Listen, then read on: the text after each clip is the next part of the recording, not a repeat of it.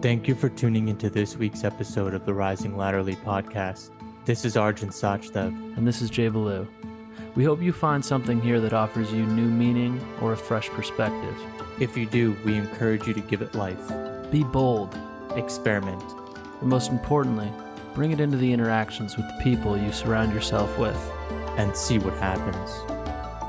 Do you know that 73% of US adults believe AI will eliminate more jobs than it creates, yet only 23% say it will eliminate their own job?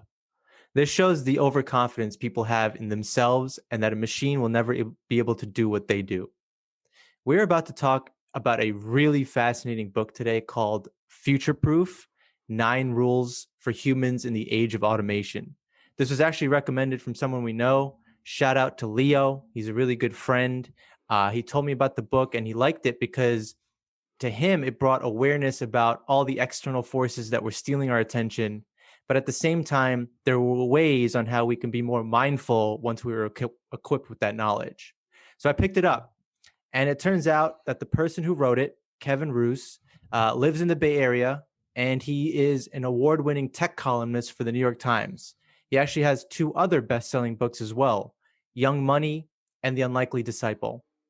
I went with the audiobook version on this one, and as I was hearing it, I felt shock, awe, terror, and amazement, all while being completely mesmerized by the research and insights that he was sharing. I could tell that he put sweat into it, and it really flowed pretty well. Basically, the rate at which technology is changing, how it's being changed, and how we're being manipulated by it, it's all actually quite scary. It's quite dystopian, especially if we refrain from doing anything about it. And it turns out that COVID changed the course of history by creating, as management consulting firm McKinsey dubbed it, the Great Acceleration, where 2 years worth of digital transformation took place in basically 2 months, where we are now in an era in which it's been revealed that more than 40% of corporate executives were already investing in automation without telling their current employees about it. And we live in a time when no one thinks about how it's going to be negatively affecting them because almost overnight, billions of us relied on an automated AI service or a different machine learning algorithm to get us what we were looking for so we could stock our shelves. All you have to do is think about ordering groceries to your door because you were too afraid to leave your home. As a result, Jeff Bezos made $75 billion last year during a pandemic. So the automation timeline sped up as a result of COVID, and that's why we need to be talking about it.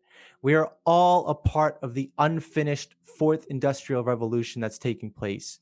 And now is the time where we all have to become aware of how it's shaping how we think and act, because we also may have crossed the line of it being too late. And I think one of the things that people look back on the other 3 industrial revolutions that we've already experienced and say is that, well, jobs were destroyed, but jobs were also created. And one of the really interesting points that the author makes is that, those jobs were eventually replaced, some of them with higher functioning work, but there was a lot of pain along the way. Like maybe, 100 years after that first industrial revolution, people at a societal level were in a better place, but there were a lot of people struggling in a very real way when those first factories came into effect and, those first manufacturing jobs were eliminated. And I think that's a really important thing to consider now, given the fact that we're in this. The next 30 years, we're going to see this continue to accelerate. We're going to see jobs continue to either be destroyed directly or just not be created. There will be less work for people. And that's something that we're all going to be having to sort through. So I think, as you said, becoming aware of the problem, like educating ourselves around what kind of work may go away, will be important for all of us as we prepare for our lives and for, if you're a parent out there, preparing your children for next generation of the workforce that they'll inevitably be joining. Yeah, you're right. And, optimists will say that, we've been here before. They'll point to the previous industrial revolutions. But as you said, the first industrial revolution, it was bad factory conditions. There were really long hours. It wasn't really all that great. optimists will also tell you that, AI is going to make our jobs better so humans can focus on more fulfilling work or something with higher value. You'll also have optimists that will talk about how AI and humans will collaborate and not compete. And actually, when I read that in the book, that was a pretty interesting shift in perspective, because he was talking about thinking about replacing the quote race against the machines with race with the machines. Mm. And so there's just going to be multiple sides to any issue. Everyone, each has their own valid perspective. But as Kevin, the author, lands on the feeling of suboptimism, I think we Hmm. do the same. But the one major difference is that he's actually a tech writer. Yeah, yeah, he knows what he's talking about. Definitely, man. I know, and it's happening. As you mentioned earlier, it accelerated under COVID. I think we've all had a lot of reason to focus on our own lives, to focus on our own health right now, our own mental health, the changes that the pandemic brought to our personal situations, and all the while behind the curtain, the types of changes from a global scale that we're going to be talking about has been going on. So this year has been a little bit of a, I think, a kind of tale of two stories. There's the story of the individual and the impact of the pandemic on the individual, and there's the story of the pandemic's impact on the global workforce and the nature of work going forward. And I think we'll be learning about the impact of the pandemic as it manifests in the years to come. Like the consequences aren't even totally visible at this point. Yeah, no way. I mean, even when you think about all the restaurant workers who lost their job during COVID, a lot of restaurants are having a tough time hiring people back, even though they're opening up. And it's because, workers are looking for a way to level up. And so it's just an interesting dynamic that those sectors, like hospitality sectors, may actually be hurt for longer than we think. And they were hurt the most Mm-hmm. because of COVID. So, yeah, I mean, to your point, the impact, none of us really know the impact. We're all talking about the future here. We really can't predict it. But based off what he was talking about, I mean, any job that's comfortable could be automated. You Mm-hmm. know, the way he was presenting how executives want to know what humans can do that machines can't, that just goes to show you that if you're in manufacturing or trucking or clerical work, you're clearly kind of already out. But even if you're an entry level finance person, or if you have a consulting job, those are at risk as well. So, I mean, the idea that there's this robot proof job may actually be a myth, which I found Mm-hmm. pretty interesting. Absolutely. And another myth is that automation is going to appear immediately and directly in your company. And as a result, that robot will come in, your boss will send you on your way, and your, robot will move forward in the position that a human previously held. But in reality, it's not so much that robots are directly replacing humans. It's just that less jobs are being created for humans as a result of robots becoming better at those jobs over time. So to give you an example, like you look at a company like JP Morgan, it's not that JP Morgan would lay off 80% of its workforce because a new technology comes along that can do what its employees do better. It's that a small fintech firm might come along and start doing that type of technical work more efficiently. And over time, a company like JP Morgan would hire less people. There'd be less backfilling for employees that end up leaving. So over time, those jobs would be slowly eliminated without people even realizing it. And to give you a historical example, you look at something like TurboTax. When it came out in 1984, it didn't look like it was a job-killing robot, as Kevin writes. It just looked like a piece of software that let, as he said, computer geeks fill out their taxes on a PC. But it eventually put hundreds of thousands of tax preparers out of work. And that was not TurboTax's original intention, but that's just how it worked out over time. Same story with something like Kodak. When the iPhone came along, it put a camera phone in every single person with an iPhone's pocket. And it wasn't as though Apple was trying to take Kodak out. It wasn't trying to eliminate those jobs. But ultimately, Kodak went from a thriving business in 1988 with 145,000 employees on the payroll to declaring bankruptcy in 2012, only 5 years after the iPhone came out. So that's an example of, these robots, technology, AI entering the scene, perhaps not with the intention of directly replacing people, but it just works out that way over time. Exactly. And that's the stuff that kind of sneaks up on you. And you mentioned JP Morgan, just another example there. In 2017, they began using a machine learning program to go through financial contracts. And what they were finding is that humans are spending over 300,000 hours every year. But now with the machine learning algorithm, these docs are basically being reviewed instantly. So, as the research in the book pointed out, up to 200,000 finance employees could lose their job in the next decade because of machines like this. Mm. So, I mean, that's pretty important. One other example of a sector right now that may seem like it's robot proof is medicine. Mm. But an example from the book was even they're going through a machine makeover where in 2018, a Chinese company created a machine that was diagnosing brain cancer and other diseases faster than the top 15 doctors that they could gather. So again, you would think of a doctor as being irreplaceable, but now you have machines that are diagnosing brain cancer quicker than they can. Mm.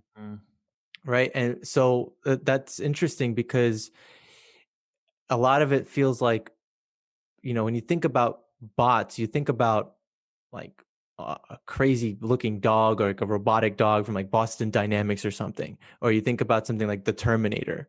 But Yeah. really, it's these boring bots that are the near term risks. And this is a quote, a term that was coined by the author, I guess, where he talks about two boring bots. One being the bureaucratic bots. These are the faceless, anonymous algorithms that are used by governments. They're, being used to automate the process for finding out if low-income families are able to receive assistance. Like those are algorithms that are being designed now. Mm-hmm. He also talks about back office bots. These are the software programs that are necessary for large corporations. If you think about people who have an operations manager title or a benefits administrator title, those are the types of roles that are at risk now as well. And companies that are growing fast and worth billions of dollars are trying to figure out cost saving technology. And these back office bots is really growing as an AI industry. As Kevin writes in the book, he suggests that, we should actually think about how companies are phrasing things as well. They'll say, we're trying to save 100,000 hours annually, but they won't say that they replace 65 people in the finance department. Mm-hmm. Yeah, there's definitely a lot of euphemisms at work for sure. And to your point that the type of work that's being replaced isn't always what we would expect, the author talks about the idea of the algorithmic manager. So algorithms aren't just coming for that sort of rote, repetitive grunt work that you'd expect, like data entry. They can even be coming for managerial positions as well. He told a story here that just had me laughing, but also had me thinking that we're like a hair's length away from living in a dystopia. He talks about Cogito, an app-based AI coach that keeps tabs on its human customer service representatives. So this is actually an app that's already being used by MetLife in their call center in Rhode Island. And he writes, every time one of their reps get a call, Cogito listens and provides real-time feedback. If the app detects that the rep is talking too fast, the window flashes a picture of a speedometer, reminding him to slow down. If he sounds sleepy, it flashes a coffee cup icon to perk him up. And if for some reason if for some reason the service rep isn't connecting with the customer, Cogito might show him a heart icon, an empathy cue to encourage the Wow. rep to mirror the customer's emotional state. Wow. And that I just feel so, my heart goes out to those service reps because I can only imagine how frustrating it is trying to do your job and you're getting pinged by this little algorithmic manager that's a robot telling you to be more human on your call with another human. And, at the end of the day, I think maybe there will be value to these types of apps, but I don't think there's any substitute for human to human coaching. Like this kind of app, I feel like is akin to whipping a horse and calling that coaching the horse to run faster. Like I think that's just sort of needling, the sides of these reps and packaging it as if you're making them better at their job, but really you're just kind of putting excess guardrails around what they do every day. And I mean, I just see that as like micromanagement taken to the extreme. Yeah, because as he points out, it's going to be our humanity that's worth more than, all these machines and how hard we're working and the hustle culture that we're part of. So, like, if we can somehow make sure that we keep the human side of this, the human side of it, um, then we may be able to stop this from really turning truly dystopian. And that reminds me of one of the points he brings up about the importance of actually getting FaceTime in the office. He was writing the book during the pandemic, so he talked about the fact that he didn't want to encourage people to get back into the office given what we were living through. But he does bring up the point that, actually getting FaceTime with people, building those interpersonal connections in person, having those spontaneous moments at the water cooler where you talk about your weekend or you collaborate on some idea that you wouldn't have had you not just bumped into each other. That's the kind of thing that that AI can't replace. And I think there is some merit to retaining the office in the interest of facilitating those kinds of human interactions. And maybe it's not 5 days a week, but I think getting in there a couple days a week is a good way of future proofing us from AI, because if we're all working remotely, I think it is easier to be seen as a number rather than a name. Yeah, no one's getting promoted through Zoom. Exactly. Yeah, and one of the other ideas that he talks about is the fact that there's been this running narrative for a long time that soft skills aren't of very high value. People are saying, don't be an art history major, go into something like STEM. And he quotes Vinod Khosla, the venture capitalist and Sun Microsystems co-founder, who declared in a 2016 blog post that little of the material taught in liberal arts programs today is relevant to the future, which is a huge statement, to say something like, I don't know, English or history or sociology isn't relevant to the future. Kevin goes on to make the point that learning soft skills is actually a way to differentiate yourself from the machines. So you think about something like a Master of Science in Technical Analysis, going back to finance, you learn how to study the market. 10 years from now, AI and machine learning may be able to do that kind of technical work much faster and much more accurately than you can. And I think that's a good point. But one of the counterpoints I think to this is actually, let me follow up with an additional point he makes here. He says, over the past few decades, as tech companies have taken over the economy, some of the fastest growing occupations in America have been massage therapists, speech language pathologists, and animal caretakers. Those are jobs that have a heavy emphasis on soft skills. But the problem that I have with this overall argument is that you go back to Naval Ravikant. He put out a podcast, How to Get Rich, talking about building wealth. Arjun and I have both been a huge fan of that podcast, but Naval talks, one of his principles is that in order to build wealth, you have to have leverage in your job.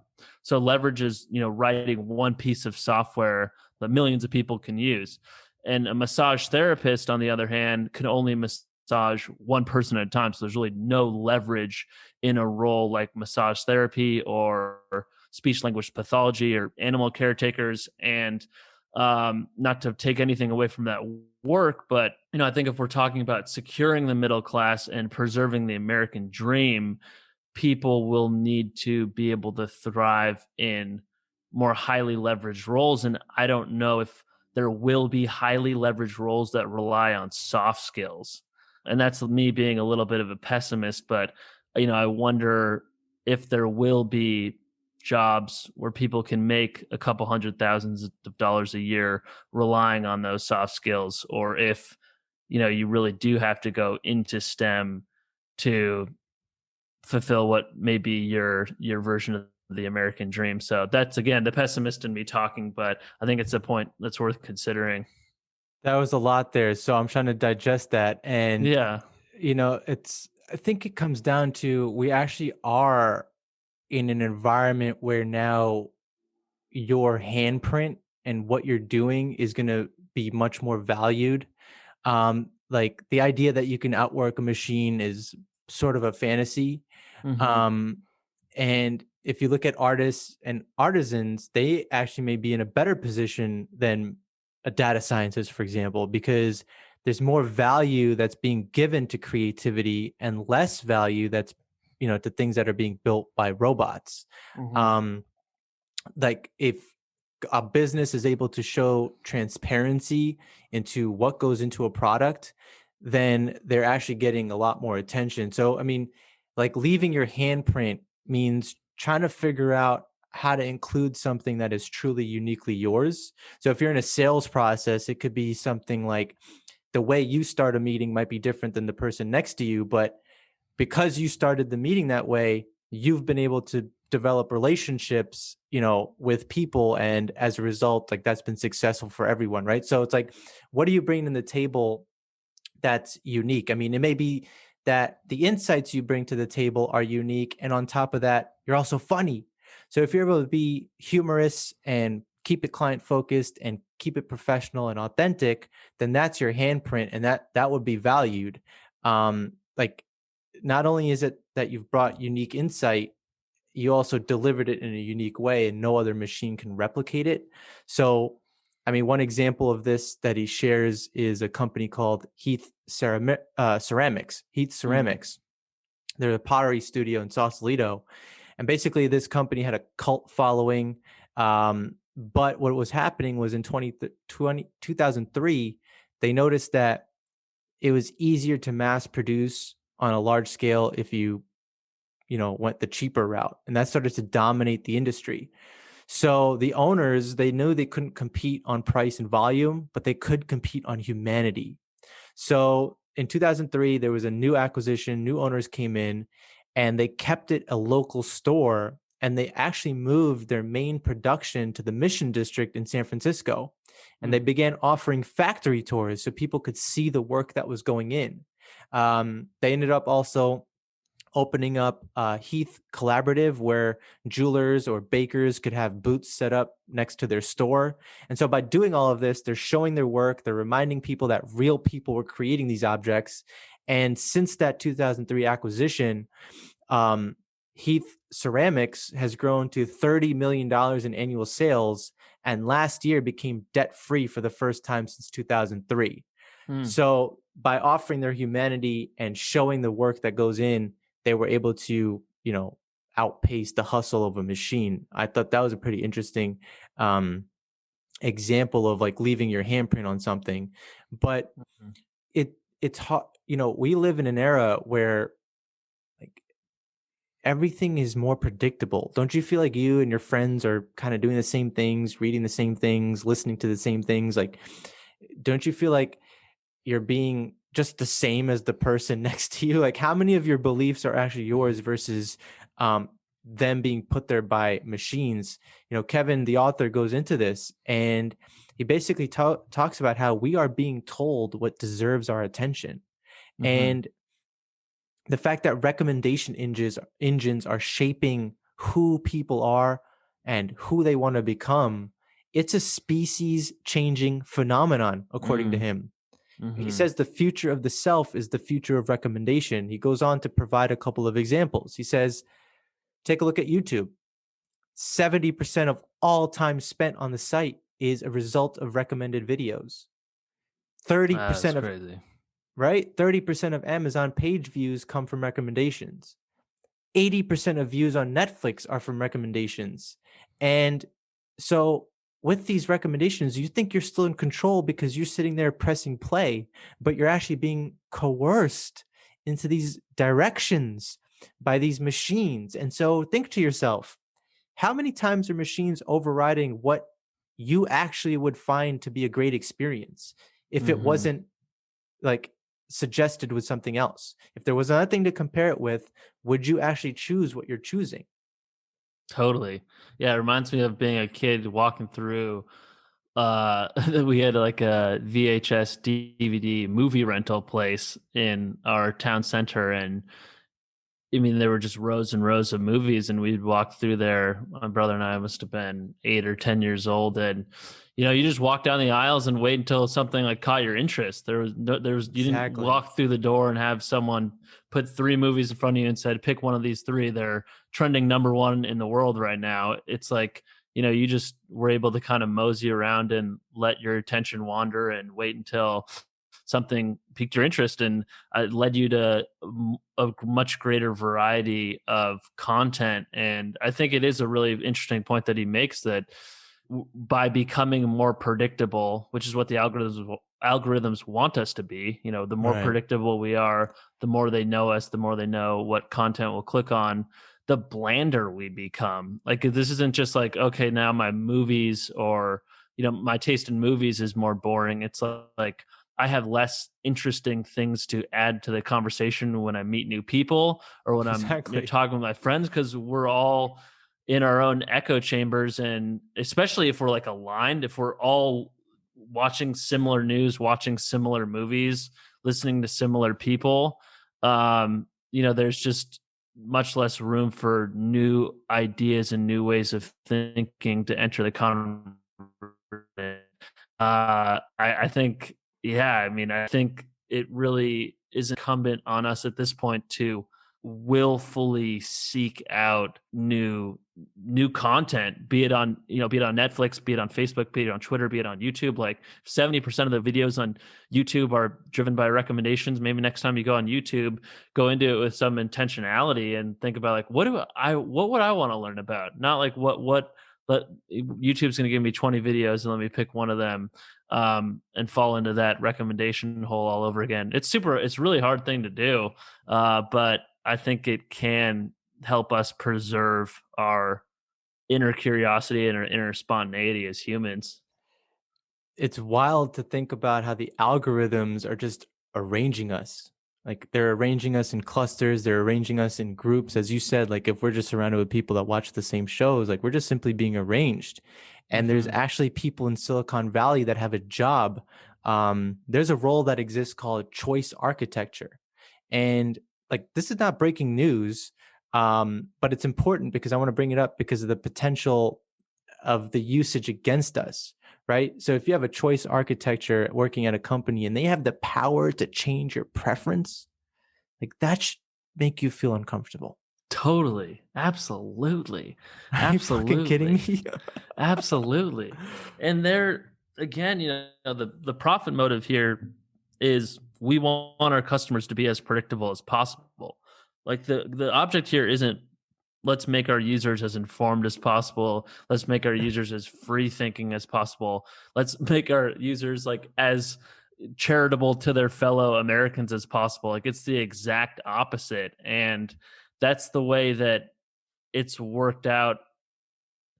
So he talks about how like, he doesn't want to act as though big tech got us here intentionally, Right. but I would say that the way it turned out, the way that big tech, is able to have made the type of money they made is by pushing us deeper into our corners. And now that we know that that's the way the incentives are aligned, we have to be hyper skeptical of big tech's business model. It's not to say that they built this intentionally, but that's the structure in place right now.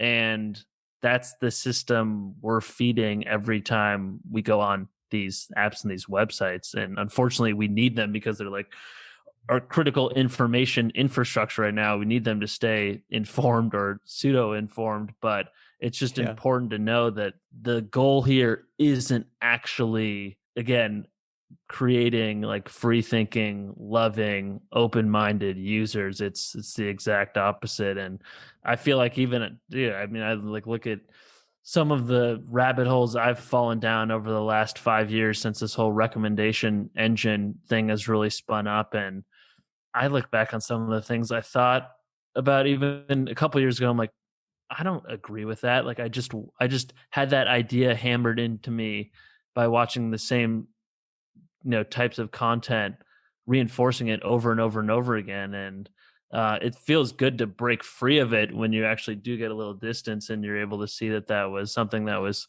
shoved down your throat, not something that was actually additive to your life. But I'm sure there's still tons of things I believe now that I wouldn't believe if I had, information that disproved it put in front of me. But I just haven't encountered the counter argument yet, and that's probably largely a result of the algorithm working to hide that counter argument from me.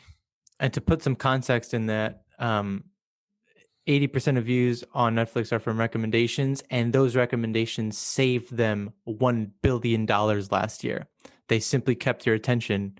And so, to your point, the incentive system is just simply flawed, or it could be corrected. But yeah, there's also ways of just thinking about, okay, if I want to reduce this impact on me, then like just think about how much of yourself are you giving to these tools? How much of your personality are you giving away? He shares the idea that I think most people are familiar with, which is just giving yourself that hour every day where you drop your phone, do something that you genuinely want to do, whether it's exercise or spend time with your kids, whatever the case may be, but do whatever you need to do to get out of the web of invisible forces, as he says, and add some friction to your daily routine, right? If you're always buying everything on Amazon, well, this time, why don't you take a trip to the store? Like if I'm going to buy a bunch of hardware tools, instead of just going on Amazon, I should take my car to Home Depot and just create a little bit more friction in my life where I actually have to think about decisions a little bit more. Yeah, absolutely. Yeah, and he actually cites a study from the University of British Columbia that was looking at people who went out to dinner, and one group of people in the study was instructed to leave their phones on the table on with the notifications chiming in over the course of the meal, and the other group of people were instructed to turn their phone off and put it away completely.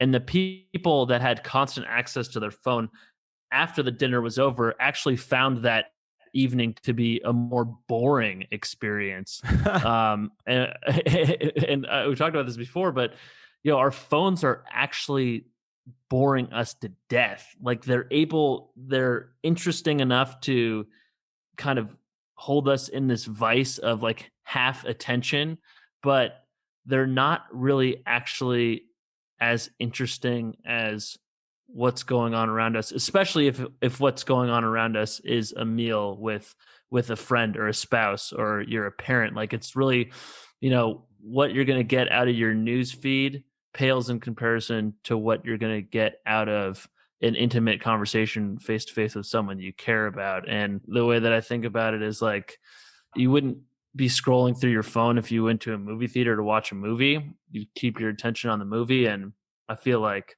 life is a movie, dude. Like the whole movie is happening around us. Right. And looking down at our phone is just like being there in the theater, looking at our news feed instead of watching the drama that's playing out in front of us. Yeah, if life is a movie, it's like you're looking at the same scene because every scene has your hand in your phone. Yeah, exactly, dude. Exactly. It's like Exactly. daydream once in a while. That's what I'm trying to say. I'm a big fan of daydreaming. I think, you can get a lot of ideas, you can get a lot of clarity, but you can't do it if you're on your phone. Definitely not. Definitely not. And one of the things I just wanted to double back on too, you talked about the idea of leaving handprints. I think one of the interesting features of the human mind is that it appreciates things based on how much value was put into it. So if you think about something like a painting, if I told you that this painting was something that I painted by hand, it took me 10 hours, you would probably appreciate that a lot more than if I told you that this painting was just auto-generated by a computer and I printed it out in like 2 minutes. So I think, as we go forward in our lives and our interactions with other people, showing that we put thought into those interactions Yeah. makes them more valuable to other people. The concrete example that Kevin offers in this book is the idea of wishing people happy birthday. Like that used to be a big deal because it meant that a friend actually remembered your birthday or had it written down in a calendar, and there was real intentionality around that. And now thanks to Facebook giving us notifications every time our friend has a birthday, it's turned something that used to be a very thoughtful interaction into something that's meaningless, and maybe even worse than meaningless, because you're like, oh my god, my friend turned my birthday is now just a notification to my friend, and that happy Mm, birthday response that he sent me or she sent me was just the press of a button that Facebook encouraged him to do as a way of driving engagement on their app. And I think just going above and beyond, whether it's like handwritten letters or just a text thoughtful, message. yeah, just a text message. Yeah, exactly. Like there are little ways to show that we've put effort into our interactions, and whether that's sending a thoughtful happy birthday message, or we're talking about the ceramics company that you mentioned, or we're talking about creating pieces of art, like putting effort and putting thought and care into what we do with other humans is what will drive people to value us even more. So I think adding that human touch to it is what makes people appreciate it. 100%. You have to show the process. Oh, I was going to talk about the idea of idleness aversion while we're on the topic of phones being out and of that news feed holding our attention. He talks about this idea in the book that people are actually like afraid now to just sort of sit in peace and quiet with their own thoughts. And this was something that he, as the author, struggled with tremendously. Like he was logging nearly 10 hours a day on his phone at one point, and he realized part of the problem was that he was deeply uncomfortable when he was in a position where he was just alone with his own thoughts. And I think that that's super fascinating and super relevant. Definitely resonated with me. I think it might even be part of why people are reading less. So if you think about the act of reading, you're kind of alone in a room in peace and quiet with nothing but your own voice speaking to you. And I think that kind of people are trained now to sort of run to the hyperstimulation because it keeps them from having to deal with the awkwardness of just sort of being alone with yourself. And we live in a world and a society where people are bragging about how hard they work and how few hours they sleep. Mm. And I think all of that kind of plays into that fear that if I'm just sitting here reading a book, I'm missing out on something, or I should be, growing my business or whatever the case may be. Hmm. So, that is unhealthy as well. But again, this idea that you have to be able to realize that it's on you to refuse competing with machines and refuse competing with the people that don't sleep because they're working on a product. That's on you as a Hmm. person to be able to determine if you're going to be impacted by it. But there needs to be, as he says, attention guarding. And, as he puts it, from research that he was able to cite around the idea that a key skill of the future is going to be your ability to focus. Mm. And that being able to focus and tune out external distractions will be helpful for navigating a fast changing future and the ups and downs that we experience as a result of all of this technology being changed. So our ability to discern our time and where we're giving our energy, that the lack of that actually is what's the problem. And it's just one of those things where, we've been talking about, like, how do we bring this back to more of the human side of things? Hmm. Well, that's going to be the most important thing in the future is how you relate. So all of this is actually taking place. What I learned from the book was that at the University of Wisconsin, they have developed the kindness curriculum where they're Mm. developing programs for preschoolers to understand their own emotions and emotions of people around them. So this idea of being able to connect with other people is taking place with the help of universities down at the preschool level. You also have undergrad courses available throughout the nation that are designed to help people be able to deal with change. And so all of this is a great start. It's like it's a good foundation for the future of our people, because it's going to help people develop that kindness and the compassion that's required. And in that same breath, he talks about this idea that we just have to be mindful, not only as the user, but also as the creator of the technology. And Hmm. he talks about the ritual of a calling of an engineer, which takes place in Canada, where if you are a graduate of an engineering program, you get to wear an iron ring. You have to put it on your pinky, and that reminds the student or the person to serve the public good. Mm-hmm. So the person creating the technology needs to be mindful, and the person using the technology needs to be mindful as well. Mm-hmm. Yeah, I think most of us are users of that technology. So I think the empowering thing here is that we do have control, at least over what we do as individuals. And we may not be able to change Jack Dorsey's strategy, but we can decide how much time that we spend on Twitter. We may not be able to have a seat in the boardroom with Mark Zuckerberg, but we can decide whether we're going to spend 2 hours a day on Facebook, and we can decide what kind of news content we engage on Facebook. So I think you're absolutely right that there is still agency with us as individuals. It's not. It can look dystopian at times, but at the end of the day, none of us are being forced into engaging these apps. We can still disengage them when we want to. And by putting a little bit of distance between ourselves and these apps, it just slows down the way that the machine is being fed. Like every time we're on these apps, it's more data that big tech is getting on us. That's more information for their algorithms. It's more revenue for them. It's more of the same. So I think as individuals, pulling away a little bit over time can make incremental progress as well. But at the same time, pulling away from it doesn't mean that you are just going to trust that everything is being taken care of. I mean, there is Totally. a Oh bunch of yeah, faulty AI that's being trusted with really, really important decisions. People all over the world are, being included as, if an AI program or a machine learning program somehow messes up the fact that you were supposed to get your benefits or you weren't supposed to get your benefits, for example, like it's been creating a lot of headaches for people. I'm going to give you a couple examples of yeah. AI not working in people's favor.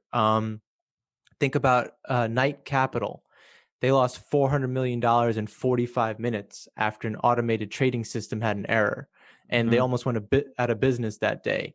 But one of the craziest examples, like this is the crazy one. Like imagine being a CEO of a company and your algorithm betrays you. This story that he shared was unbelievable. Mm-hmm. So in 2013, there was a gentleman, his name's Mike Fowler. He's an entrepreneur. He's living in Australia. He's a founder of this apparel company, and they sold novelty t-shirts online. And he's hanging out. He's having a great day. And one day he wakes up to these crazy urgent emails from people that he didn't know. And they were bombarding him with like meeting requests, and he knew something was immediately wrong. Um, just to give you backdrop, a year before that, he had an idea to create an algorithm to create a shirt for micro audiences. So he wrote a script that uses words from a dictionary. He plugged them into catchphrases.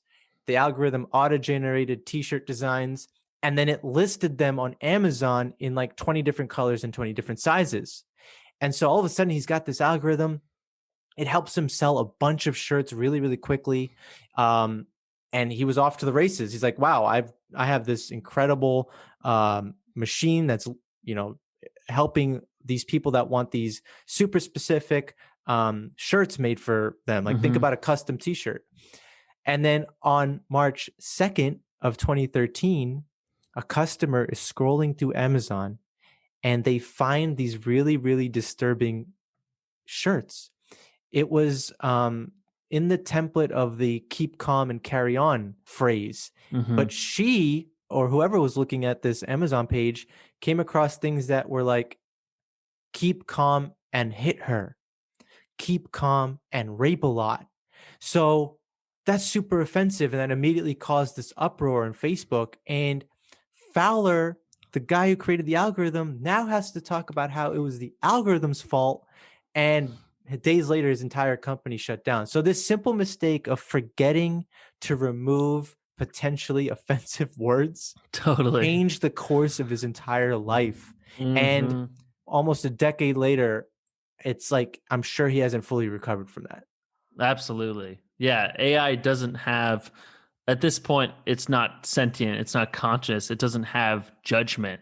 He talks about the idea that AI, perfectly aligned with that story, is really bad at handling surprises. It can't really fill in gaps that well in information or operate in environments with poorly defined rules or incomplete information, so that AI just didn't have the judgment to realize printing shirts with that kind of offensive content would be a bad idea from a commercial and an ethical standpoint. And Right. you think about it even with something as simple as Siri.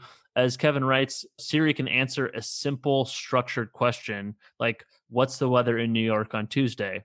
But if you ask it something a little bit more complicated, it freezes up if it has to deal with any level of uncertainty or if it has to draw inferences from incomplete data. So if you ask it something like, "What's the restaurant near Riverside Park that has a good burger?" Siri's not going to be able to answer that. So there's a lot of things about AI that is impressive. It can digest massive amounts of information.